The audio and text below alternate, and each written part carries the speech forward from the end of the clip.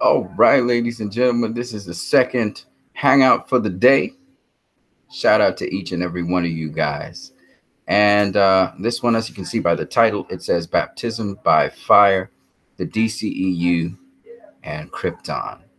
And we're looking at baptism by fire. We're going to go a little bit deep into it.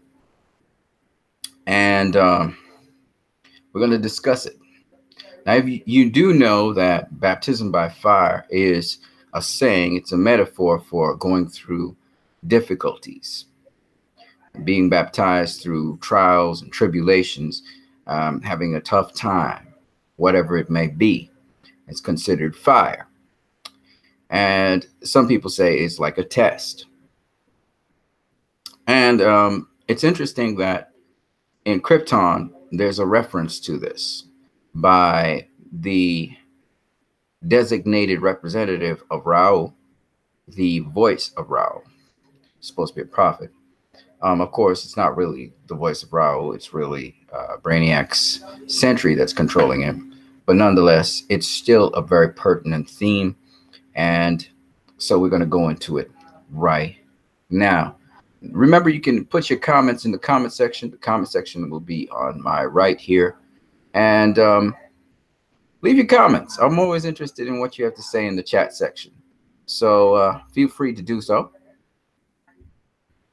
So let me direct you to some of the memes that I will be sharing with you right now. So here is the theme from Krypton. If you look in here, you will see on your left, Krypton is being highlighted. On your right is a DCEU excerpt of someone being reborn by fire or passing through fire. And you see here from Krypton, this was the saying from the voice of Ra, at least to the people. And he was saying that through fire, we are reborn. All right. And if you look at it, you see the fire envelop him. First, he steps into the fire, and then the fire envelops him, and then he levitates off the ground and rises. And he looks like the sun god of Krypton. Okay. But through fire, we are reborn. And it's very interesting that literally and metaphorically, this happened to Superman. Not once, but twice. This case that we're talking about right here is the case of Justice League right here, where we see that Superman is dead. Let me zoom in on that a little bit more so you can see it much better. I'm going to go out and come back in. Get a sharp image here. There you go. It's nice and sharp. So if you look at it here, you see that in Justice League, Superman is dead. This is the dead Clark Kent. Okay. He died in Batman v Superman in a fiery death with Doomsday. All right. And this is almost metaphorically like Superman stepping into the fire here, where the Flash provides the energy to a mother box, and that ignites Superman. And there's a big explosion. Superman is sent up into the air. So it's literally he's reborn by fire. And this is actually an ancient saying. This is the birth of the phoenix, is this mythical bird that rises out of the flames of fire and is consumed by the fire and then rises out the fire as a fiery bird. And so through fire we are reborn has that reference. And later on in Krypton, coming to the end, the little girl whose name is Oma, I think it is, Ona, she is repeating this chant in a very, this time it's more of a evil thing that's about to happen. And she's sent in and she's exploded. She just explodes amongst the rebels. But of course, Adam Strange, he protects them from her by creating this time shield capsule thingy and protects her from her. And she explodes. But the question is she really dead? Or is she reborn? Is she reborn in Brainiac's mind? What is going on there? I'm not too sure. But through fire we are reborn was really a deception on the part of Brainiac's sentry to the people. But nonetheless, it is a true concept that a hero has to go through trials. He has to go through growing pains to really fully become a hero that people know and understand. And we know the story and the journey of the hero of Superman. So, but Superman, like I said before, he was reborn twice. The other time was in Batman v Superman, where the nuclear weapon exploded on Superman and on Doomsday. And Superman was just blown. He had fractions of him blown off of him. As you can see here, pieces of him. His skeleton is there. Let me just show you it. Zoom in again. Nice sharp picture right there. And we can see there that Superman, you see just his skull here. His hair is blown off. His skin is messed up. But he's reborn by fire. When the sun comes up, the rays of the sun, which the sun again is a flame. Again, this very Rao concept. And remember, Superman is Kryptonian, so it's very interesting. Anyway, the sun acts like Rao and envelops him and starts him to heal up. You can see he's healing up. Pieces of him are all up in space. And he finally heals up completely. And of course, coming out of his eyes are fire. And so I thought this was a very interesting to see as well. Again, the rebirth of Superman is, in my opinion, I mean, this is not complete rebirth. It means more regeneration in this case. But the rebirth of Superman is pretty much the same thing for us as Christians. As sons of God, we are reborn by the renewing of our minds when the holy fire, the Holy Spirit comes upon us.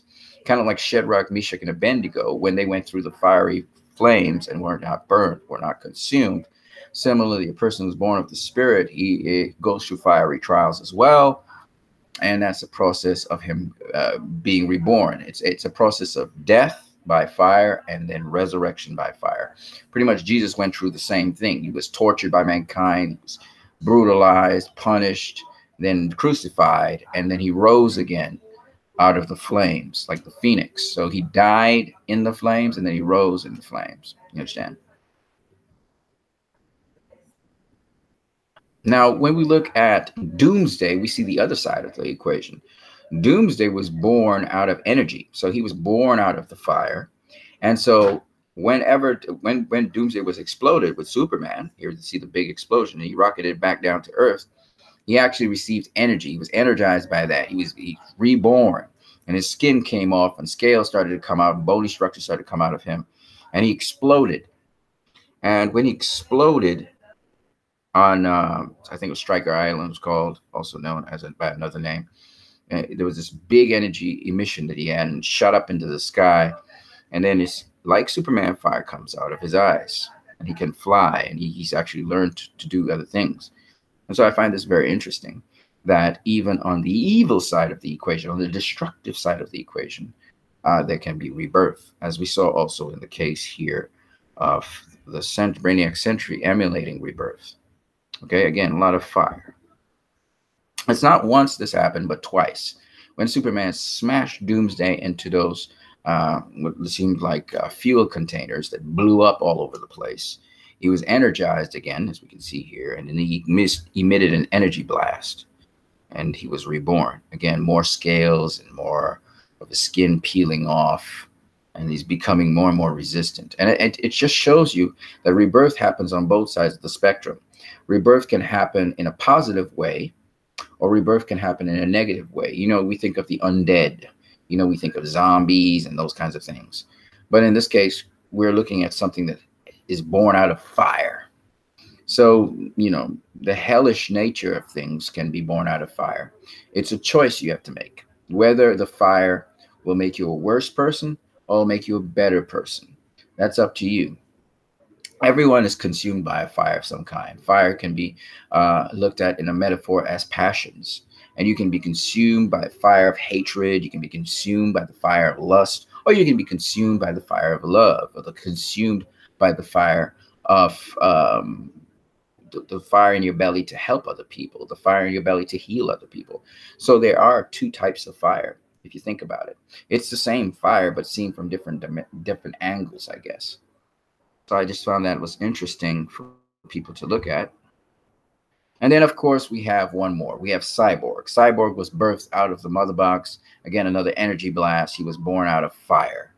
And that became the rebirth of Victor Stone once again. And so we call it the rebirth of Cyborg. And if we look here, I'm just going to give you a closer examination to see. So Cyborg's father, he was a little bit distressed that, and you see me frustrated as he's about to throw away stuff, that his son was just dead now. All traditional procedures did not work.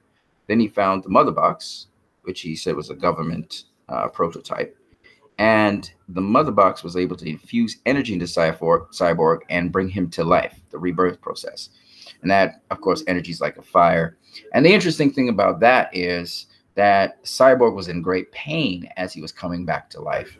And so, again, when you go through a fire, some people, they are not burned, they're not singed. Sometimes the fire burns off horrible qualities within you, this trial, this test, this very dark time.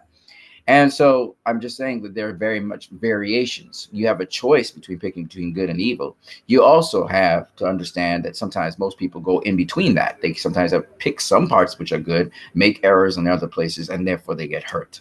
And it's interesting that Cyborg is reborn with appendages, new appendages put on him. And some of them he thinks of as not gifts, but a curse, even after he's reborn. And he regrets that he's reborn. So there's all kinds of things we're speaking about here. Sometimes you didn't know that there was the downside to coming out of these flames. Even though you came out a better person, you still don't recognize the attributes that you're given and that they're beneficial to other people. You see them as curses. And you don't realize how much favor you've received. So I just wanted to share that with you guys here. And I also want to see what you guys are saying in the chat section, if there's any of you that are saying anything in the chat section, because from my feedback here, it doesn't look like a lot of you are in the chat section. Again, you can easily just leave your comments in the chat section. And true to form, no one is, I only see one person watching at this present time. I know more people come as I keep on doing the stream, but I just can't do long streams these days. So I just wanted to share that with you guys first and foremost. Now, some other things about the DCEU and communities and growth in communities. A couple other things I want to say about the DCEU. One is that I heard that it looks like in Comic-Con, we're going to finally get a trailer for Aquaman. I'm looking forward to that. I seriously looking forward to that. That should be in June.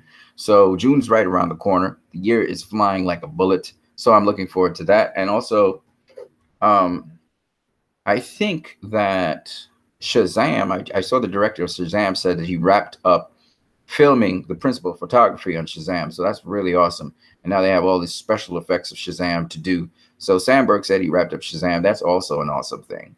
There are two movies I'm very excited to see. I know that the nice thing about the DCU, this is what I love about the DCU. Let me just tell you. And I know, of course, Zack Snyder, he's very excited to see what happens with Aquaman.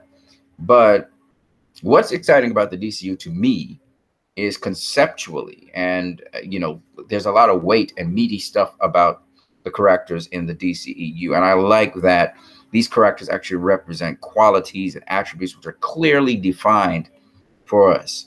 We know what the Flash represents. We know what Cyborg represents. We know what Aquaman represents. We know what Wonder Woman represents, what Batman represents, what Superman represents. We know these things. They are spelled out very nicely for us with these characters. And I look forward to Aquaman because we know he's the king of the oceans. But we know there's more to him than that, he is someone who is now receiving, and he's not the king of the oceans yet, but he's someone who is receiving, the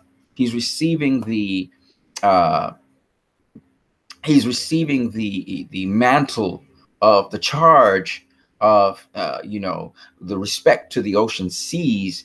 And also he's balancing that off with the people who live on land. And so he's kind of the balance, the go-between between the land and the sea in that respect.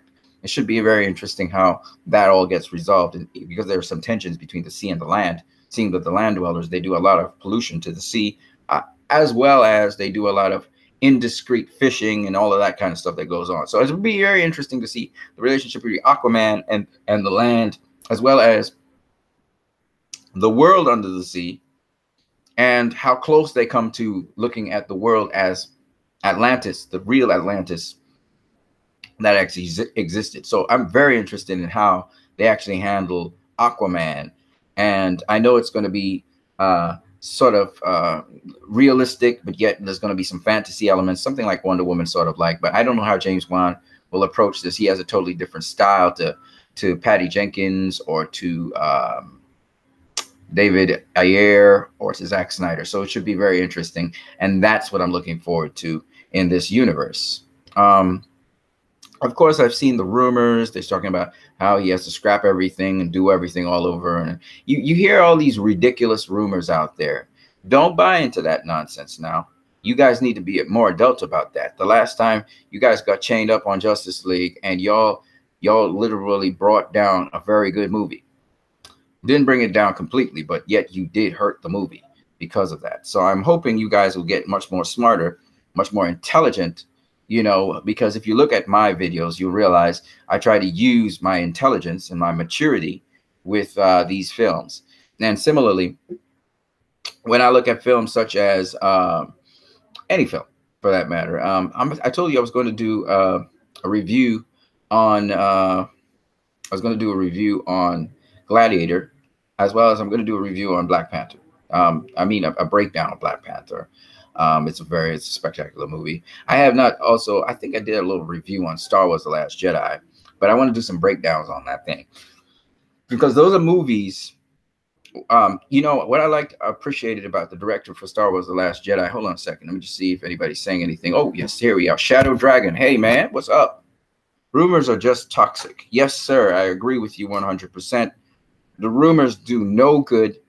And I think the media is trying to stimulate these rumors and is trying to hurt the industry that way, especially DC's industry. I also did not appreciate how, even though the media was very defensive of Star Wars: The Last Jedi, I really didn't appreciate the fact that you have to do a movie to please fans. I mean, I understand fan service. Zack Snyder does it a lot. But what I mean to say is comic book fans, especially, I'm talking about. But when you talk about fans, what are you talking about when you talk about fans? The people who watch Star Wars movies? I thought that the director for Star Wars: The Last Jedi did the right thing. It's not about just pleasing people. It's not just about empty entertainment. I thought he did the right job. And to this day, I never rescind on anything I said about The Last Jedi. And I can show you and I can prove to people that The Last Jedi was a movie where there was a lot of thought put into it, and it was very consistent with the lore of Star Wars. Some people didn't like that Luke Skywalker, and the actor who plays Luke Skywalker didn't like that how the direction the character was going in. But for me, I thought that was the right direction given the understanding of Luke Skywalker. Now, a lot of people, we know the franchise was built around Luke Skywalker, but we know that now the Star Wars lore has gone beyond Luke Skywalker and actually has dealt with Jedi way before Obi-Wan Kenobi and way before Master Yoda. So I'm not really quite sure why a true Star Wars fan would have an issue with a movie like that. I mean, you have to be a real idiot to be going down the road of talking about Finn and just a lot of fickle things, which when you look at them and you examine them, you realize these people are just behaving like spoiled brats, you know. So Star Wars: The Last Jedi I thought was a fantastic film. And once again, the social relevance of these films is why I need to break down these films. I want to talk to you guys a little bit more about some more news I've seen of late in the DCEU. Of course, you know, there's these rumors circulating that the DCEU is gone through because right now I believe that Infinity War is doing very well at the box office. Again, I'm not mad that it's doing well at the box office. I just don't think it's a good film. I've said it over and over again. I think it's worse than Thor Ragnarok. I've made my reasons why. I think the messages that are sent in that film are also destructive to society. And so I suggest if you're going to watch that film with your kids, you should have a discussion with them after the film, because like I said, there are certain things which are relayed in the film as truths, which are lies. Okay. And I explained to you guys very seriously that when it comes to Thanos, he did not love Gamora. You cannot profess love for someone and then kill them. Okay. That's just not the way how things go. Okay.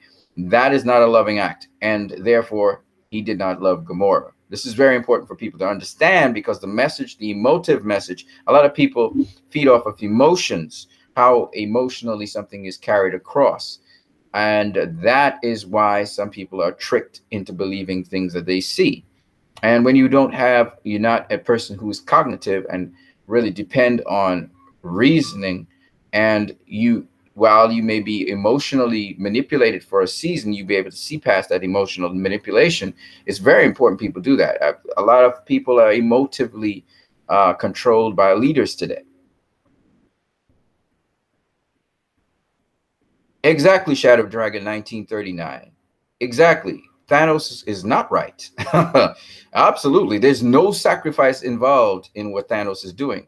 In fact, it is genocide that he's doing. And in fact, he's creating a case that if people believe that case, then it means that they believe Adolf Hitler and what he believed. They believe in certain elitists in the world, that the world is overpopulated and needs to be wiped out so that it can survive. They believe in people who believe that only population is the problem. But there are a lot of actions that mankind has done to bring about the problems in the climate of the world. Pollution. Men have been polluting the globe recklessly. We've had people, when we look at alternative forms of energy, like green energy, there's a lot of landmass. And some of the landmass that looks barren, there are new ways, and using gene, you know, genetic manipulation, we have been able to make crops in places where crops were not supposed to grow. In fact, I would say that there's more food today, genetically engineered and so on, than it ever was. So I don't agree that the world is overpopulated. What I would say is there's a lot of density of population in certain areas of the world. But I think it's the elitists who say that the world is overpopulated because they want to cause some kind of action which causes genocide, or they would like to manipulate the climate to cause the death of a lot of people. But I always say, when you artificially manipulate nature, you will get a kickback on your own self. And a lot of the storms that happen in the United States of America is because some people have been manipulating the weather and doing it the wrong way. You tamper with fault lines. You tamper with the geometric lines on the earth. You take nukes and you blow them underneath the sea and stuff, you know, underground and stuff. It's going to have a consequence. It's going to have a lashback. So we have to be more conscientious as human beings to live in harmony with nature, and we would be fine. And nature has a way also of controlling population on its own. So it's you know, we have what are called food webs and food chains and so on. And if you get rid of, another thing, the extinction of certain species on the earth has caused, again, certain problems that we had. We even had human beings genetically engineering diseases. So at the end of the day, to tell me that overpopulation is the real reason we have a problem in the world, and that's the grounds they're going on in Infinity Wars, to be very superfluous, in my opinion. I think that if you're going to talk about, you know, an artificial population control, which we saw on Krypton to start with, we see it in China, we see it in many different places where people cut down on number of children they have because they want to have population control. Well, if you want to have population control like that, let's just say it this way. Why don't you, if you want to kill off people, that's your reason. That's the last thing human beings want to do. As humanity, we want to make sure that we don't kill anyone to maintain population or to control population. The last thing human beings should be thinking of doing is killing each other. So it's just, it's to me, the notion that Thanos proposes is just a ridiculous one, which no one should actually ever venture into or think about, in my opinion. You're not going to just kill innocent people and think that's cool. And as I said before in a video before, I don't know if Shadow Dragon 1939, you were watching this, but in a video before, I spoke about the fact that he actually didn't have random cutting down of population. So even his argument that the population control was random is not true either.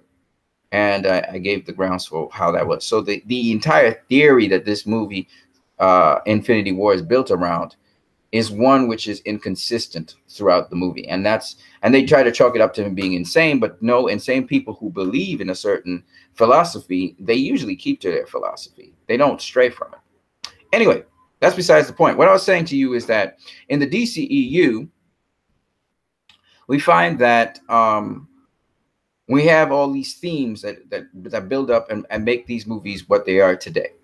And I got to say, I really like that. But I was going to talk to you a little bit more about the fact that you just don't listen to the rumors that are out there, because the rumors usually are nonsense. Okay, they're nonsense. Now, there's some rumor circulating that Flashpoint might still happen, and that they're looking at Superman in Flashpoint. And I think we know that Superman is going to show up in Shazam. For those of you who don't know, he's going to show up in Shazam. Henry Cavill has been doing something with Shazam, so I hope I didn't spoil that for somebody. But we all know Superman's going to show up in Shazam. I don't know if it's going to be linked.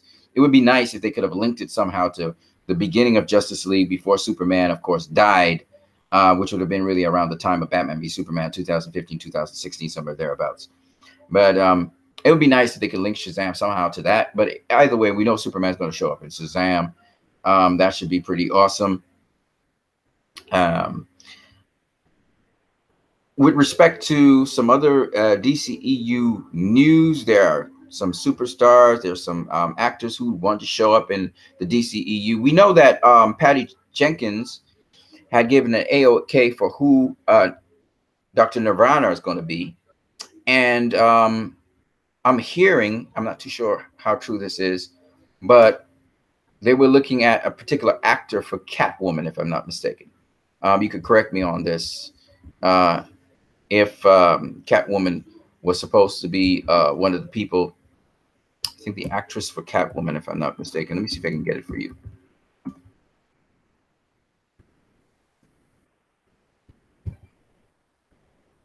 And she looks like a pretty good actress, actually. I think she played in Dawn. What was it? I forgot what it's named. Where she was the vampire lady. I mean, the best person I saw perform as a vampire lady was another lady, but the actress's name is,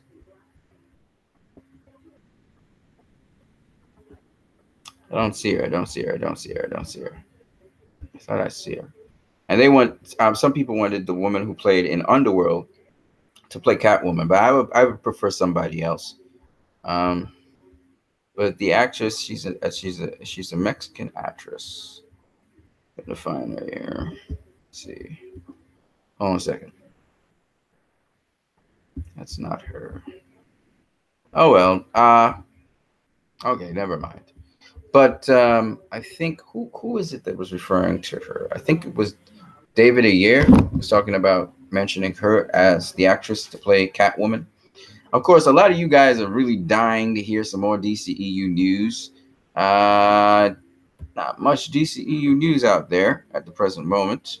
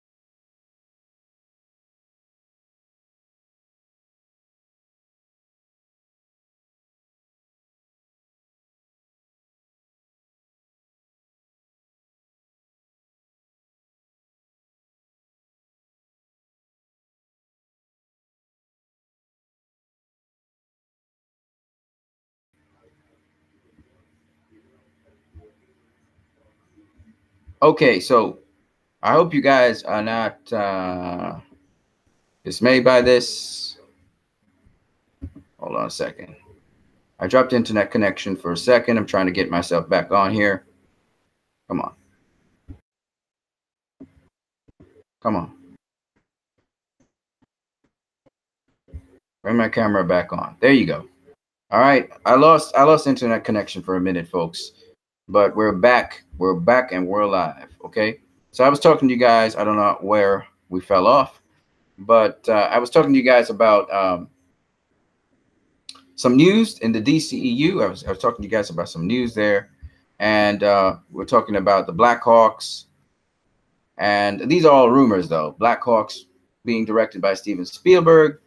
That we have an actress for Catwoman who may play a role later on. That the Lord of the Rings director might join the DCEU. These are all just rumors, mind you. Talking about Superman being the glue for the Justice League. That Ben Affleck may not be the Batman anymore after Flashpoint. I mean, these are all rumors, just rumors. They're saying Birds of Prey. I'm calling it Birds of Prey instead of Gotham City Sirens. I don't know if that name is going to turn and change. They're talking about a Harley Quinn spinoff. I guess that will be the Birds of Prey.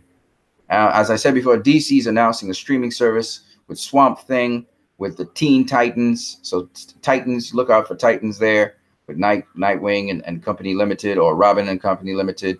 And they're also going to be streaming Swamp Thing. So that should be very interesting. So they're looking at that. I guess they couple up with AT&T for that. And that's just some of the things that you can look out for streaming on the DCEU, and also on another streaming, on the DC. I don't know what it's going to be called. Some people are saying it's the DCFU. I don't like that at all. You know why. I don't know about no DCFU. I'm still calling it the DCEU. So there's a lot still up in store. There's not much news. I do want to talk to you guys also about some of the comics involved, but I wanted to just talk a little bit more about the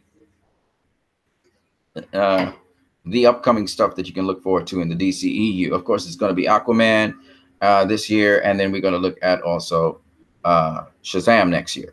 Okay, Wonder Woman should be coming. Yeah, Wonder Woman should be coming at the end of next year. So we have two movies. We'll have Shazam in the beginning of next year, and then we have Wonder Woman later on next year. That's some stuff to look forward to. I would look forward to what is in 2020. I'm not too sure what's going to come out in 2020, but I assume that they're going according to plan. If you do look at the roster plan for the DCEU back in 2000, let me tell you what it is. The DCEU slate, and we're looking in 2014. Let me show you guys how they're really actually going according to plan. So in the DCEU slate in 2014, they had lined up the following. 2013, they had Man of Steel. In 2016, they had Batman v Superman. In 2016, they had Suicide Squad. In 2017, they had Wonder Woman. And at the end of 2017, they had Justice League. That was supposed to be part 1. And then in 2018, they were supposed to have Aquaman and the Flash. Obviously, Flash has been pushed back a bit. So that may be in 2020, maybe. And then in 2019, they were supposed to have Shazam, which Shazam is there. And they were also supposed to have Justice League Part 2, but that's now replaced with Wonder Woman. In 2020, they were supposed to have Green Lantern and Cyborg. I don't know if that's still on, if they'll have Green Lantern and Cyborg, or if they'll have something else. But we'll see. I'm not hearing anything about Green Lantern. I'm not hearing anything about Cyborg, so I don't know. They could be working in the background on those movies. I just don't want to make an announcement. So that was the original plan, and they're basically sticking to their plan. Wonder Woman has been fast-tracked to 2019 with Shazam, but basically they're going according to plan. If you do, Shazam was supposed to feature Dwayne Johnson, and they changed that up a little bit. But basically they work according to plan so far. The only things that have been changed up was that instead of a Justice League Part 1 and Part 2, they just have Justice League in 2017, at the end of 2017. So basically, the movies have run according to how they had their slate. The only changes were and the Flash and Justice League Part 2 was supposed to be in 2019, and it no longer is in 2019. It's going to be Wonder Woman in place of that. So that's it. And I believe the Flash is being worked. I don't know if it's being worked on right now by directors. I would assume the Flash would be somewhere in maybe in 2020, because 2019 has Shazam and Wonder Woman there. So probably in 2020 you might see the Flash.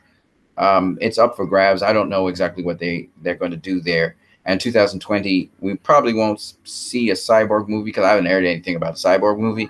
But they have directors for the Batman movie. They have a director for the Flash. They have directors for the Flash movie. They have directors. Well, there's talks of directors for other films. Right? There's talks of directors for other films. There's no director for Cyborg movie as far as I know, and there's no director for Green Lantern movie as far as I do know. I know there's a director for a Nightwing movie. That's how people know Nightwing's going to be there. We know there's a director for Suicide Squad movie.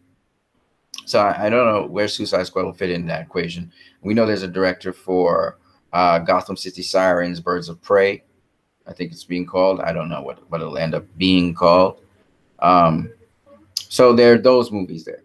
Okay. And no matter how much you look at the different rosters that are here, you end up with still at the same time, more or less the same thing. So I'm not too sure exactly what they'll be going for in 2020.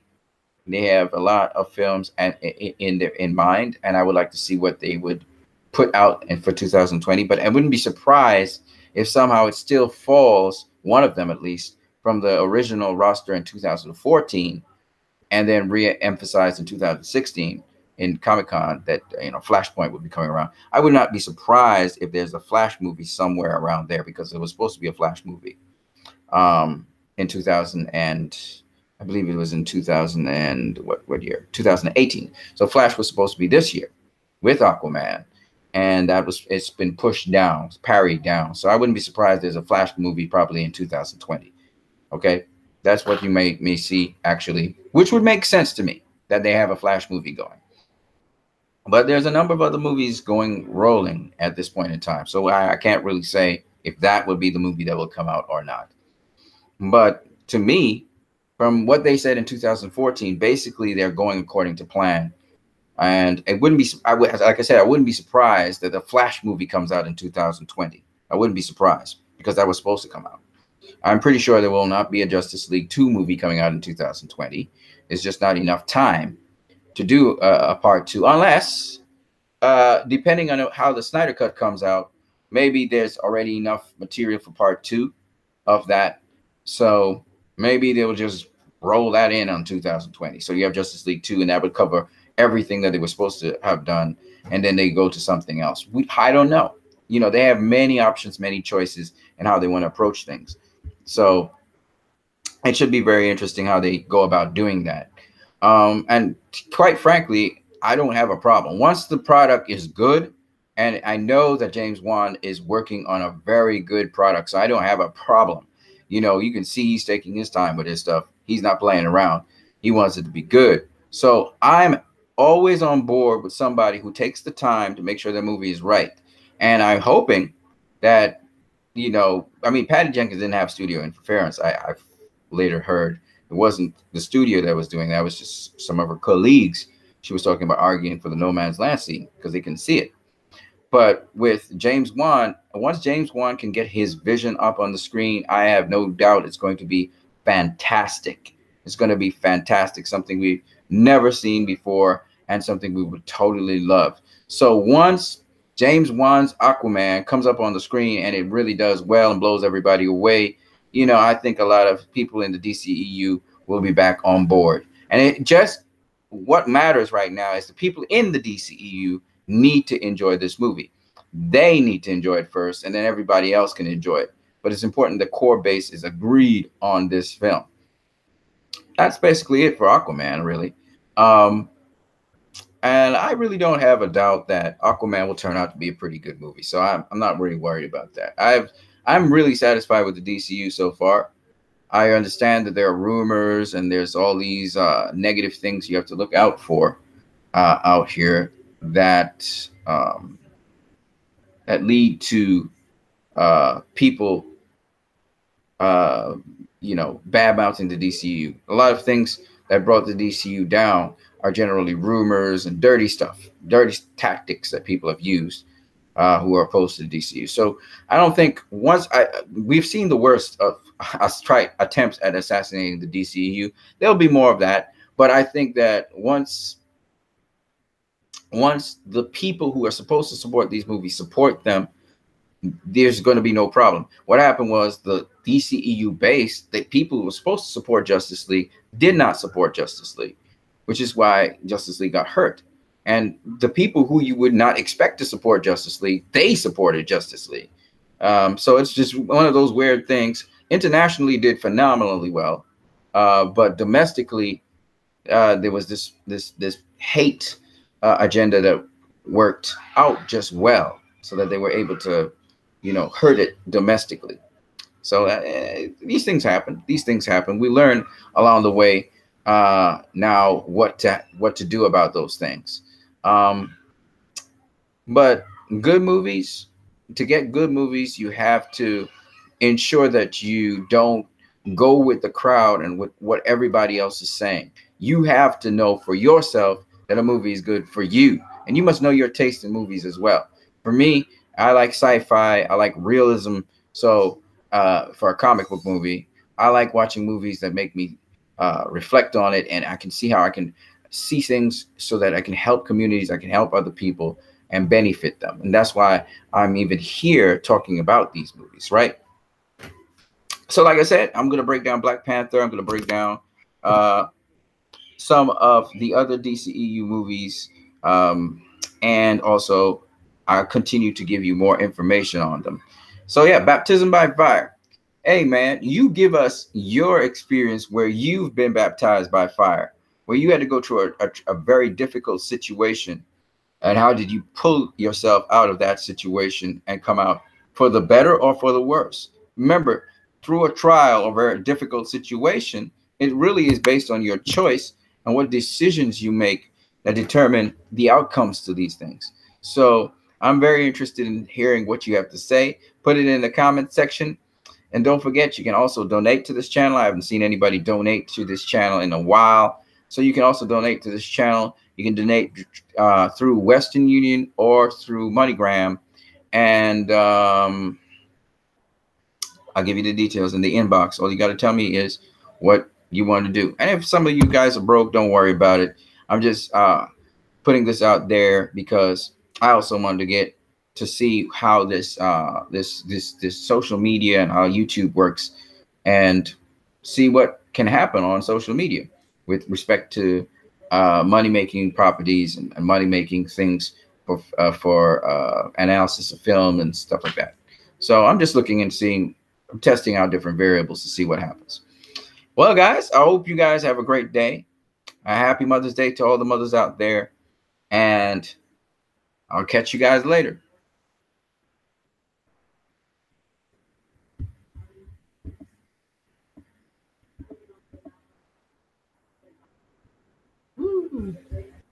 That goes down.